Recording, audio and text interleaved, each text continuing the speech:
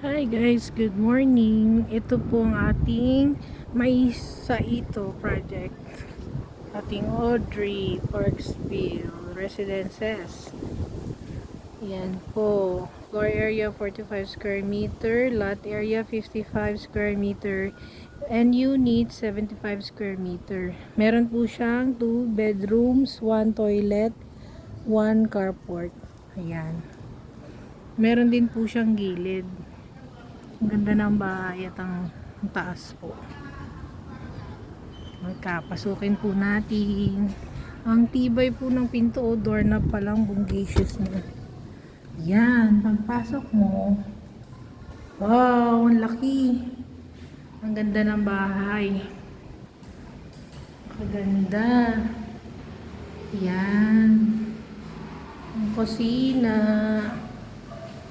Naka-tiles na po siya. Nasa CR. Nakapintura na. Tapos, complete po. May lababo. May flush ang toilet. May shower. Naka-tiles. Then, ito po yung likod niya. Ayan po.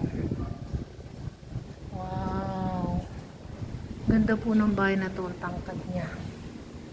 Yan. Tapos, akit po tayo sa hagdanan. Yan. Ganda po. Napakatibay ng gawa nila dito sa Mais sa Ito Homes. Ayan po. Oops, pag-akit mo. Ito po yung unang bedroom. Tapos may bintana. Yung pangalawang bedroom, ito po. Oh, laki din po pala. Yan po.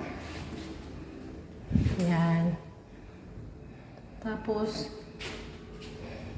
naka-ano na po siya. Naka-wood tiles na po yung sahig niya. Ganda po ng bahay dito. Hindi mainit. Yan.